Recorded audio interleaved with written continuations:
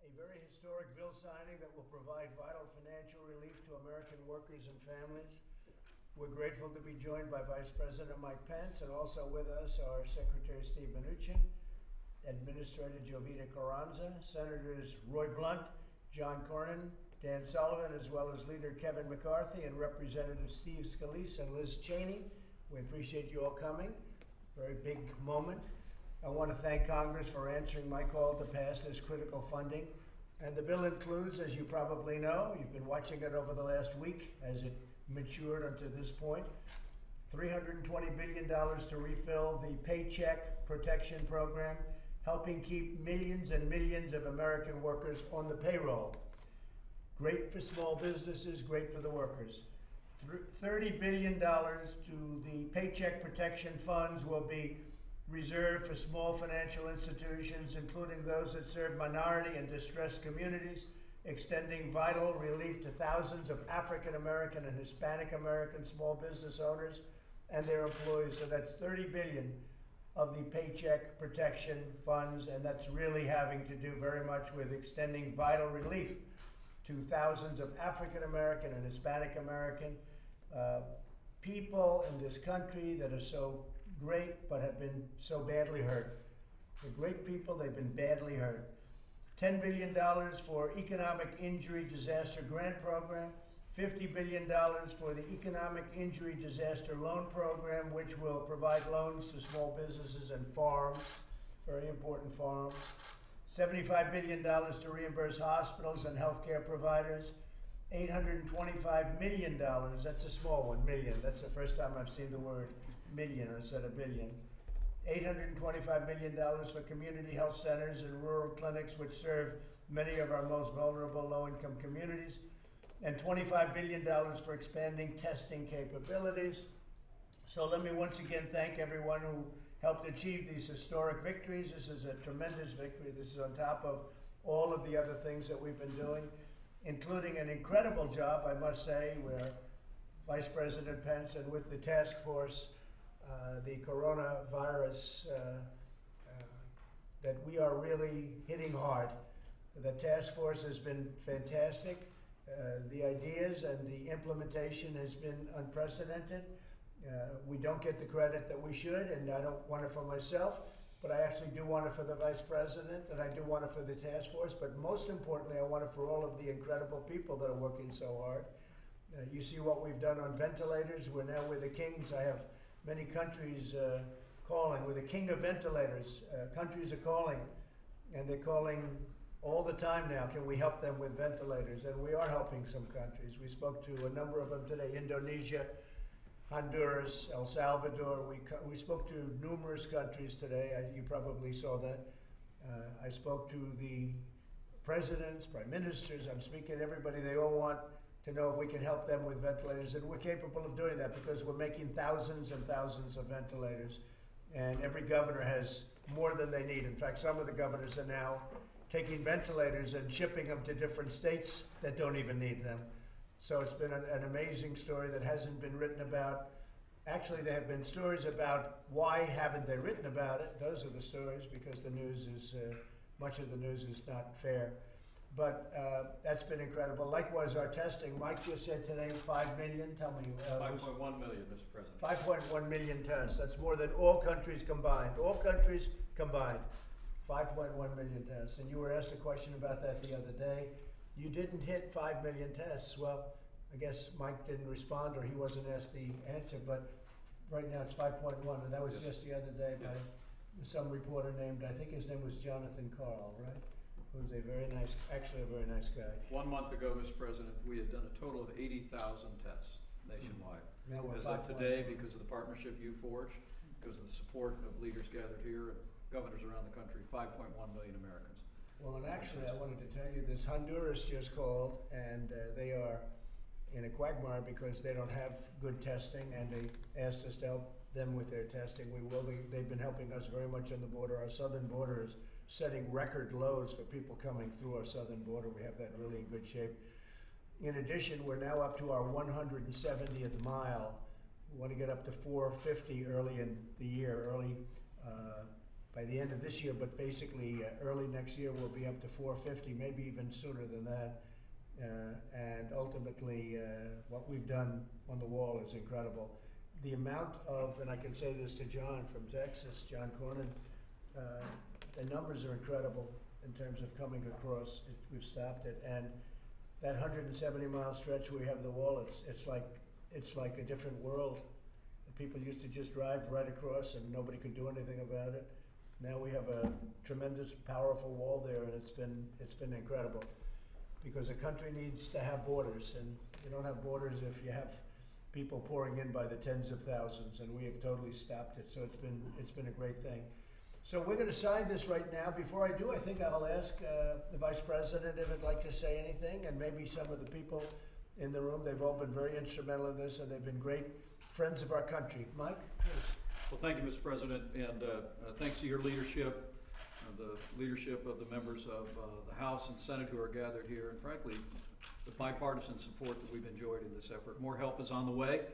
Small businesses will be able to keep even more Americans on the payroll while our nation makes our way through the coronavirus. And critical funding for hospitals, Mr. President, you said earlier in the week, we are encouraging states around the country to restart elective surgery wherever possible, even on a county-by-county basis.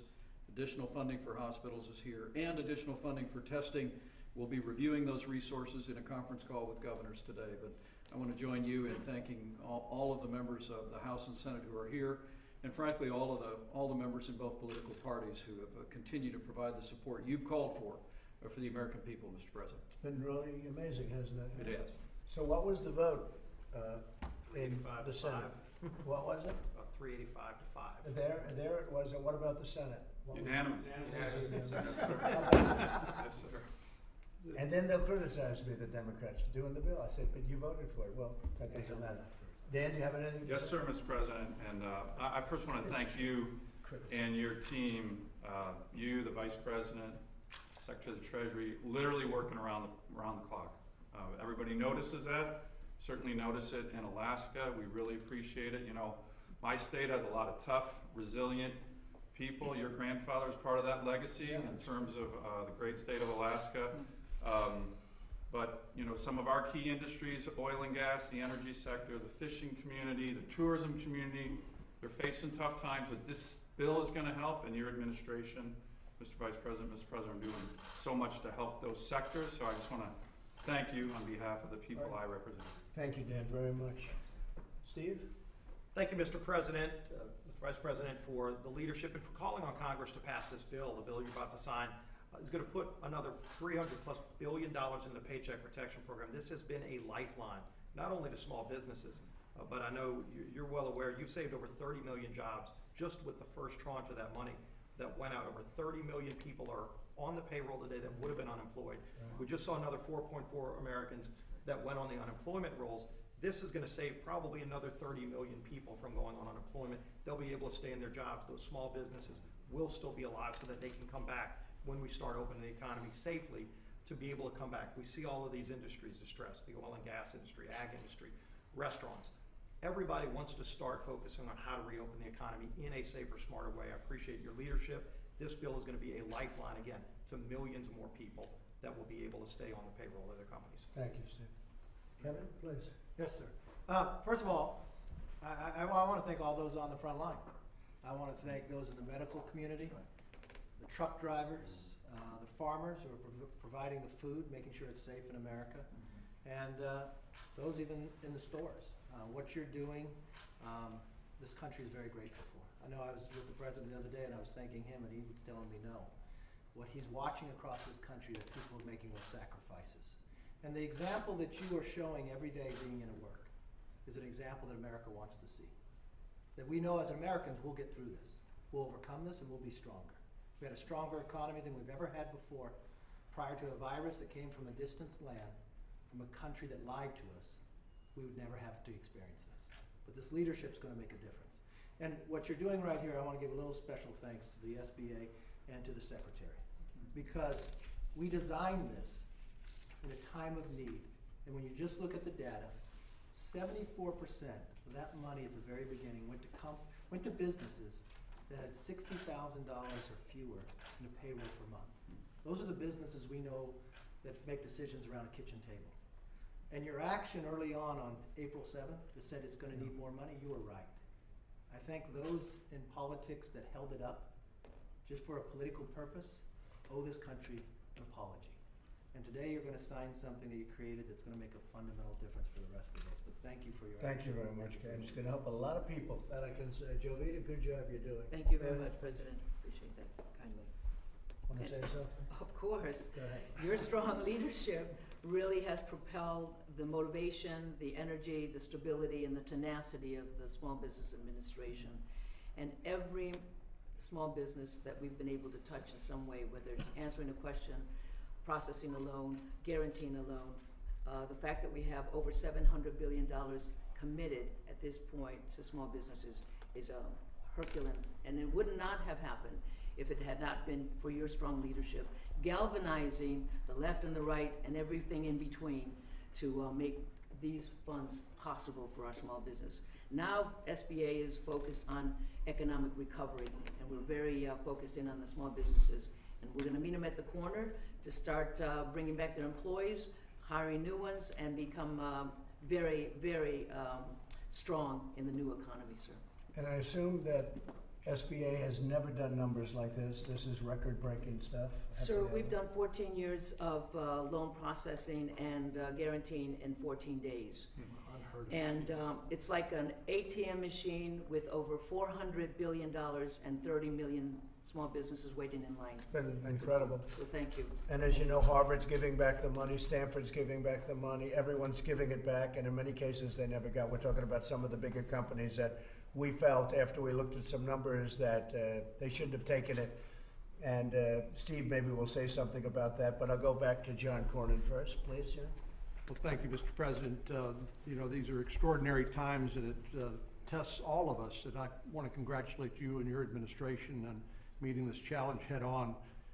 We've got this virus that's trying to teach us a lot of lessons that we better learn about our supply chains, about the source of these viruses which create these pandemics.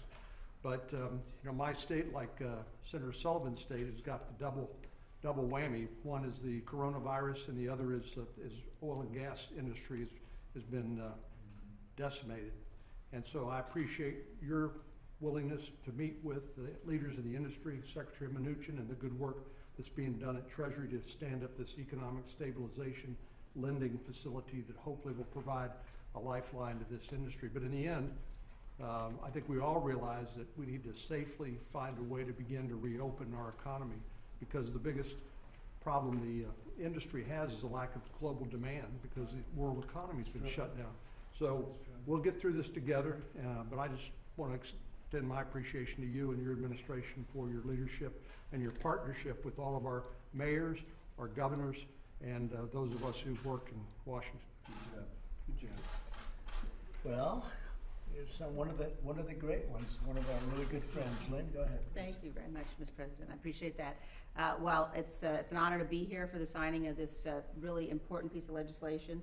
I also know that you join me, we all join in saying thank you, expressing our gratitude to doctors and nurses, the healthcare professionals who are out there on the front lines taking care of people. Our prayers to those families that have lost people to this horrible virus. And also, I really appreciate very much the focus on remembering where the virus came from and the extent to which the Chinese Communist Party, the government of China, was very much responsible for an action that allowed this virus, they caused this virus, frankly, to be spread around the world because they were not honest, because they were not forthcoming, because they allowed travel outside of Wuhan to the rest of the world. And they've got to be held accountable. And I know there'll be a lot of support on both sides of the aisle, Mr. President, and Congress to do just that. I understand. Steve? Thank you, Mr. President. This is the fourth bill you've now signed to help with the coronavirus, and this is very important. I want to thank the Senate and the House for working with us to get this done, and I want to thank the American workers and the American business for all their hard work. And as the President said, this is really a program that's designed for small business. And we put out some clarification yesterday that some of the bigger businesses that had taken out loans should return the money. We appreciate they've done that. There will be a surveillance around this if they don't. But I can tell you the many stories I've already received from very small businesses, some of them that have 5 or 10 people, and the meaningful impact that this has had. And I know that the additional funds are going to make an enormous difference to over another 30 million workers. So between the original funds and these funds will be over 60 million workers, close to half of the private payroll. Thank you, Mr. President. Thank you, Mr. Vice President. Thank you very much, Steve. Roy? Mr. President, great to be with you. Your team is reacting and moving in a way faster than anybody's ever seen. What the Secretary's done at small business, unbelievable. This is a small agency that has done years of work in just a few days. The load that Secretary Mnuchin has taken on, and the way that they've been able to respond to get individual direct payments out, unbelievable. There's always going to be some gaps in that now they're stepping back and doing exactly what you need to do, but the amount of work that's been done here is incredible. I talked to the mayor of Jefferson City, our state capital, yesterday, who's the second generation owner of the Hallmark store on High Street in Jefferson City. And she said without the loan, she said the minute she got the notice that she got the loan, that was the difference in whether her business was going to survive or not. And the one other thing I'll mention, on the testing element, we work closely with you to try to design that testing to do what you think needs to be done in terms of the delivery of how we attack this virus. About half the money goes immediately to states and to local community health centers and rural health centers. The rest is going to be used to try to, in a Shark Tank kind of atmosphere, with public and private partners working together, try to not only decide what new tests can be available in a quicker way, but also how we can encourage faster production of those tests than they would ever be able to do by themselves. And that direction came right out of this office between you and the Chief of Staff, and I'm glad the bill reflects that. Well, thank you, Aaron. Great job, Roy. Appreciate it very much. So I just spoke with Tim Cook of Apple, and he would like us to do things. He's going to be spending tremendous amounts of money in our country. He's going to be bringing back tens of billions of dollars into our country. He's going to build, and he feels that we're going to have a V. You know what the V is. We're talking about the U or the V, or maybe a flat line, but he thinks it's going to be a V. That's his own impression, and he's had some pretty good impressions. He gets it.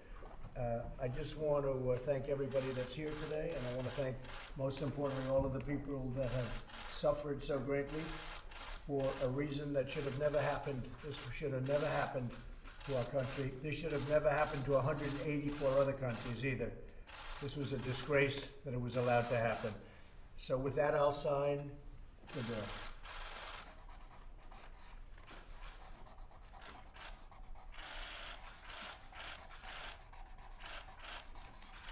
Okay, thank you very much.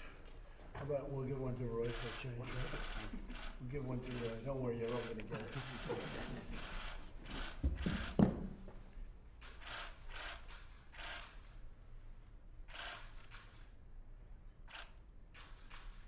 Okay. Thank you all very much. Hold it 1 second. Very importantly, we're going to give these out. Okay, Liz, you'll give them out. Thank you. Mr. President, 50,000 people have died today. You're saying that you want credit for what the government has done. Do you take any responsibility for these 50,000 deaths that have happened in this country? I think we've done a great job. As you know, minimal numbers were going to be 100,000 people. Minimal numbers were going to be 100,000 people, and we're going to be hopefully far below that. If we didn't take quick action, you could have lost many millions of people. So we're really being given a lot of credit for a lot of people. I'm not looking for credit for myself, but I am looking for credit for people in the federal government that have done such a great job, and for the doctors and nurses and everybody else, please. Mr. President, do you have any comment on Rick Wright, who has been stating about whistleblower complaints? I don't know the gentleman. I'm sorry, I don't know. I don't know how you sign a whistleblower complaint whenever, is that a whistleblower complaint you're talking about? How do you sign a whistleblower complaint when everybody knows who he is? I know nothing about him. He says he was retaliated against because he refused. That I don't know. Again, I don't know anything about it. I don't know. Easy. Just take it nice and easy. I don't know anything about him. Until yesterday, I never heard of the gentleman, okay? Have you asked anyone to look into what happened to him? What? Have you asked anyone to look into the circumstances I have around not him? yet. At some point I will. I guess they moved him to a different group.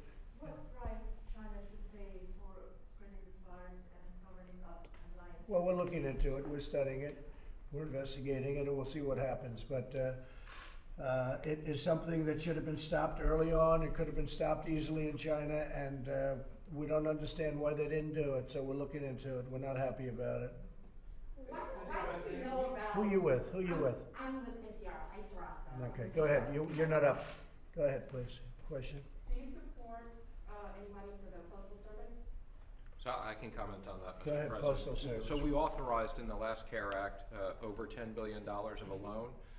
My team is already actively working on that with the Postal Service if they need the money, and we're dealing with that. The Postal Service is a joke because they're handing out packages for Amazon and other internet companies, and every time they bring a package, they lose money on it.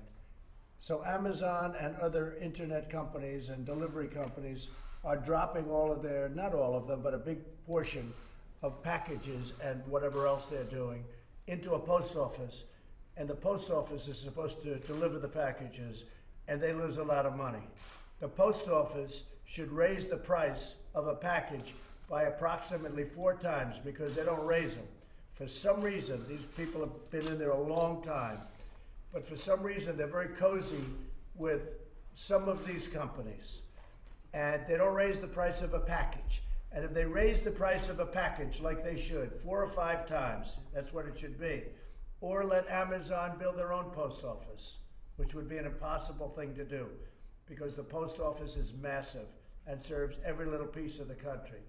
The post office, if they raise the price of a package by approximately 4 times, it'd be a whole new ball game. But they don't want to raise because they don't want to insult Amazon and they don't want to insult other companies perhaps that they like. The post office should raise the price of the packages to the companies, not to the people, to the companies. And if they did that, it would be a whole different story. Do you agree with that, Steve? I do, and actually, we are going to put certain criteria for our postal reform program as part of the loan, and we're looking forward to the board is recruiting a new postmaster general and doing postal reform. Well, I'll go a step further. If they don't raise the price of the service they give, which is a tremendous service, and they do a great job, and the postal workers are fantastic, but this thing's losing billions of dollars, it has for years, because they don't want to insult for whatever reason you can imagine. They don't want to insult Amazon and these other groups. If they don't raise the price, I'm not signing anything. So they'll raise the price so that they become maybe even profitable, but so they lose much less money, okay? And if they don't do it, I'm not signing anything, and I'm not authorizing you to do anything. Steve. Can you clarify your comments about injections of disinfectant? There are quite No, I was asking a question sarcastically to reporters like you, just to see what would happen. Now, disinfectant for doing this, maybe on the hands, would work.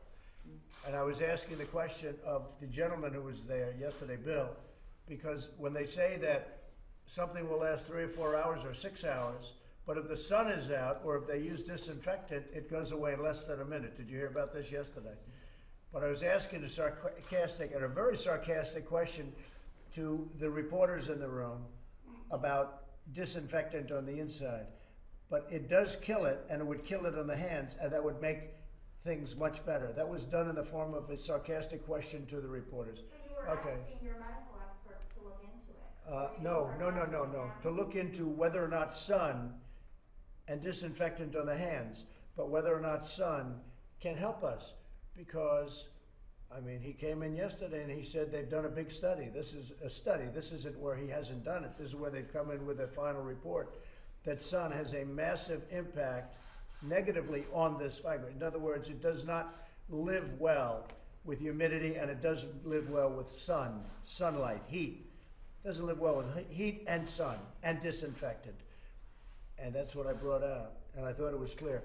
Okay, anything else? Mr. President, could you comment a little bit on what you're considering right now for helping the oil and gas industry? That was something Yeah, I want to help that industry. That industry got unnecessarily hurt by massive amounts of oil being produced by very big countries, oil-producing countries, and they got carried away. And I got involved with those two countries to have them make peace with each other. But by the time we get involved, all of a sudden, I mean, they have billions of barrels. They never saw anything like it. Every tanker is loaded up with oil sitting out in the ocean. Oil is less than water. Nobody's ever seen anything like it. Now, in many respects for our country, automobiles and airplanes and all of the things that you have to do with the airlines, we're trying to make the airlines work again, and we will. We just provided financing for them, which was great. We're going to keep our airlines and all those employees totally intact. So in some ways, the fuel cost is very low, but I'm an energy person. I love the energy business. We're energy independent. We're going to stay that way. We're also filling up, as you know, John, our national strategic reserves. And we're filling them up like never before. And we're frankly getting very good prices, okay, as we should. Very good prices. So we're filling up the reserve. That's 75 million barrels. And we're going to have that filled up pretty soon. So it'll be filled for the first time in a long time. And we're doing it at a very, very low cost. So it's good. Now, it'll come back when the virus is gone. They lost 40% of their market because of the virus, in all fairness to even the producers and even the countries. They lost 40% of their market because people aren't driving automobiles. They're not doing anything. So all of a sudden, they're not flying in airplanes. The airline business was essentially shut down. So all of this massive amount of fuel, and this is all over the world. This isn't here. This is in virtually every country. I'd probably say, as you know, I've been talking about 184 countries, probably more than that now. 184. A friend of mine said, very sophisticated friend said, I never knew you had 184 countries. We actually have more than that. 184 countries that we know of have been affected by this. So the oil business lost 40 to 50% of their market. And that was, you know, who would have seen a thing like that coming? As soon as this comes back, and with the cutting, the energy business will come back, and it'll come back strong.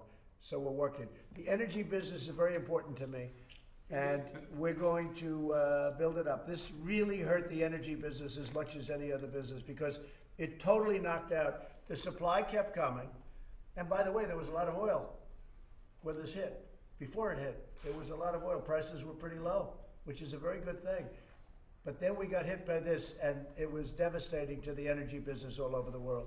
So we will be able to, once this straightens out, and once you get some demand, and then you're going to reduce the supply a little bit, it'll equalize, and it's going to be great again.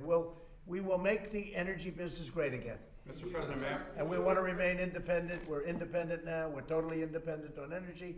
We want to keep it that way. Go ahead. Secretary, you should perhaps clarify whether the government is considering taking stakes in energy companies, equity stakes. Well, the President has asked me to work with the Secretary of Energy, and we're looking at a whole bunch of alternatives. It would be premature for me to comment on any one of them, but the President has asked us to look at the range of alternatives. Is that one of the alternatives? Again, you can assume that's one of the alternatives, but there's many of them. Well, one of the alternatives we can think about, Steve, and just in sitting here watching, we could buy, the United States is the largest user of oil.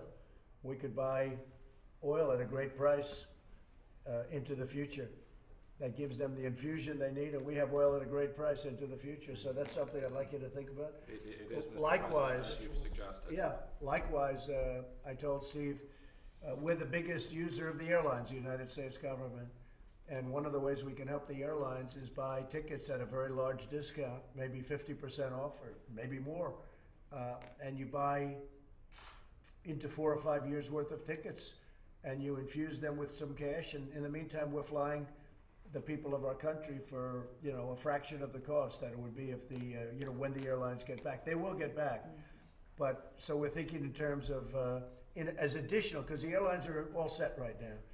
But as an additional incentive where we buy tickets in advance at a very big discount, which I've liked really from the beginning.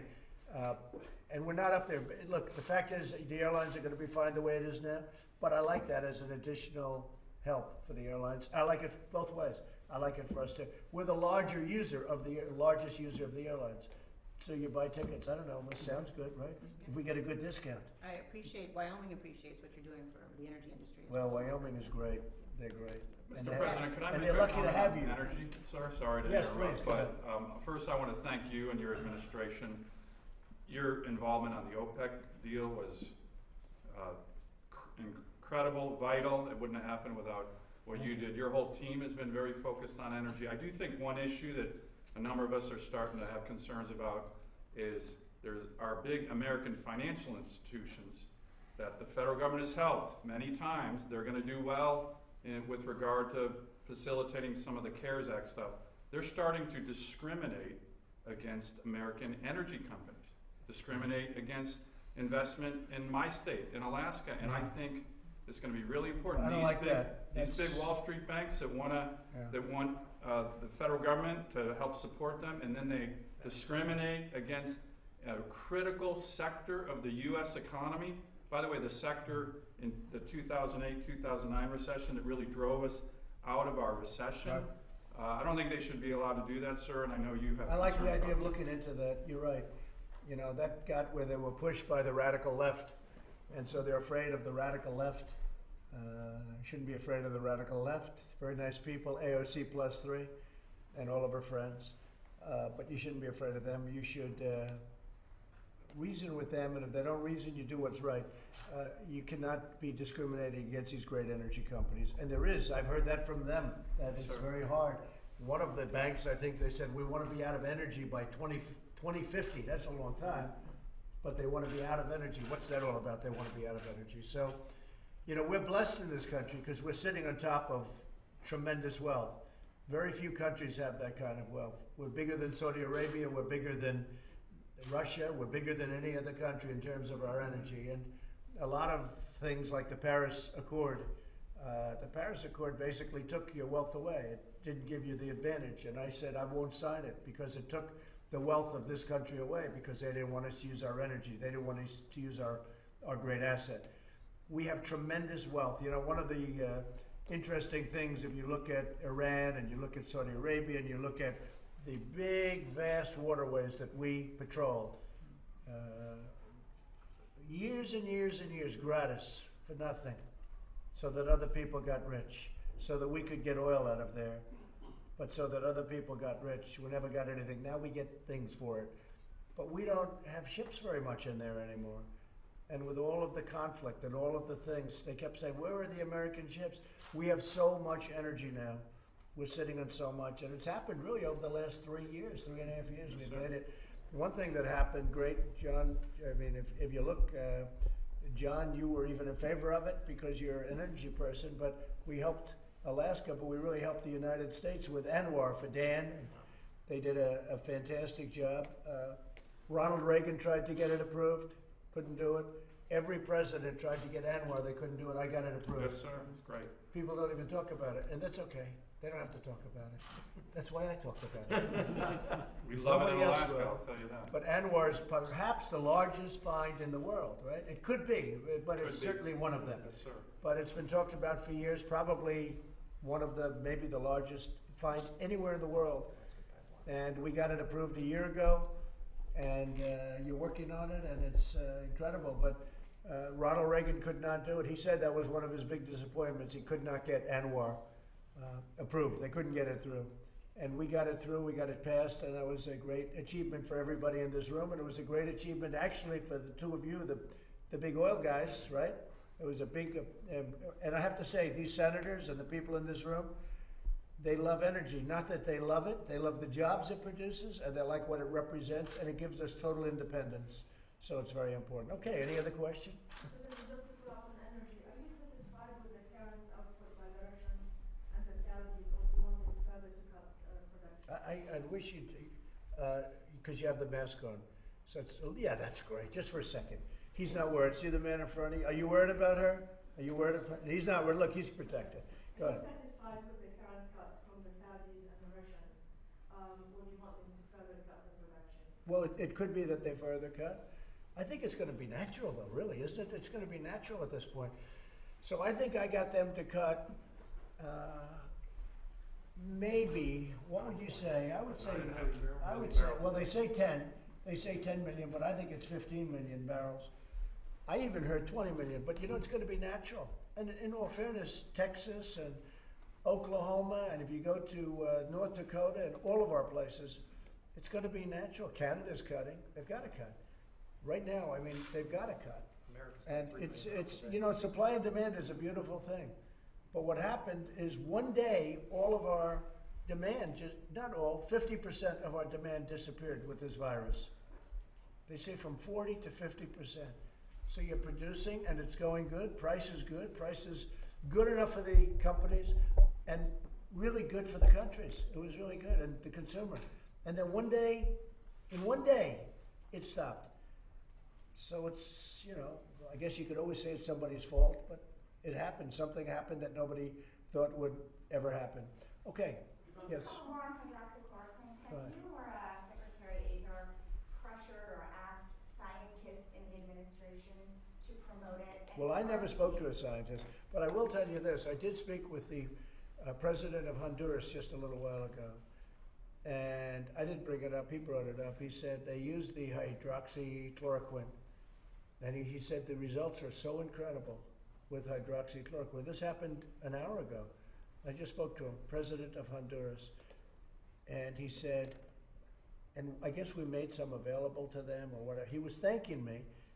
And I said, how has the result been? He said, it's been incredible. Now, I don't know, he's not a doctor, I don't think, but he thanked me, and he said the results have been very good. So you hear it both ways. I've seen all negative, other than the other day, I saw some study which wasn't good, but I saw very positive coming out of France and coming out of a lot. But here's the president of Honduras saying how good it was. I mean, I didn't even bring up the subject, he brought it up. So, study has to be there. Look, I'm not a doctor. Study has to be done, and maybe it's help. If it helps, it's great. If it doesn't help, don't do it. It does work with, as you know, malaria, lupus, etc., and it's a very powerful drug. And I would say this, if it works, I think everybody would be in favor of it. But check with him, call him. The president of Honduras, a really nice guy. I just left him, just on the phone. You know what he needed? Ventilators. He said, can you give? I said, we can help you. Because we're gonna have 110,000 made in a very short period of time. And they've been making them by the thousands. Mike Pence went out to a factory in Wisconsin just the other day, 3 days ago. And he came back, he could not believe how incredible the factory was. They're making thousands of ventilators every couple of months, thousands. And countries are calling us now. France, Italy, we're sending to Italy, France, Spain. We are making thousands and thousands of very high-grade ventilators. There's a big difference between high-grade and not high-grade when it comes to what those do. And we're sending them to countries as they call, as they need them. We're sending them all over the world. And when we ask the governors, do you need ventilators? The answer is no. In fact, New York was nice. They sent some to, I think they sent them to Massachusetts. Yeah, please, Jeff. Mr. President, just to follow up on the comment from yesterday, you said you were being sarcastic, but some people may have misunderstood. You wanted to clarify. Well, I wish they wouldn't. I wish they would. Well, I think I did, but I wish they wouldn't. But I do think this. Yeah, I do think the disinfectant on the hands could have a very good effect. Now, Bill is going back to check that in the laboratory. You know, it's an amazing laboratory, by the way. It's amazing, the work they do. So he's going to check, because a hard surface, this is a hard surface, I guess maybe depending on whose hand you're talking about, right? But this is a hard surface. And disinfectant, the disinfectant has an unbelievable, it wipes it out. You know, you saw it. Sun and heat and humidity wipe it out.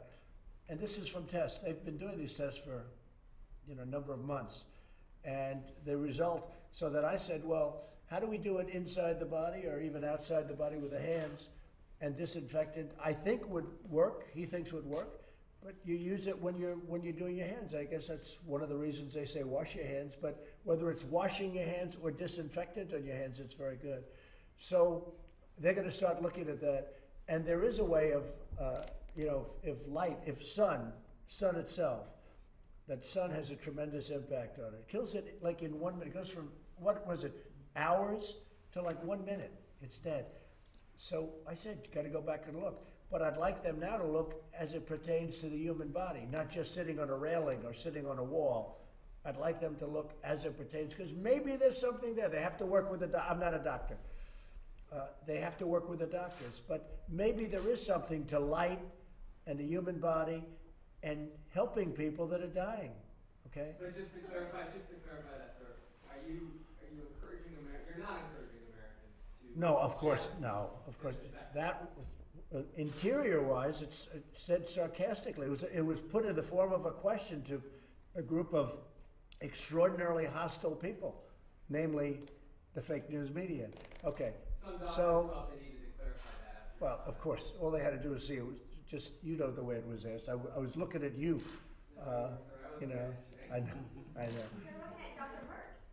What's that? You were looking at Dr. Merck. I was looking at Bill, I was looking at the doctor, I was looking at some of the reporters. I don't know if you were there. Were you there? I don't think you were there. I were was you? there, and No, I not watched you, the not you, last not you. You were there. If you're there, I never forget. You were. I wasn't there yesterday. You were not. No, sir. Yeah, I didn't think you were there. Okay. Mr. President, I know that you continue to say you obviously. Okay, hold it 1 second. Any other questions from any other people? Okay, thank you very much, everybody. Thank you. We will make America great again.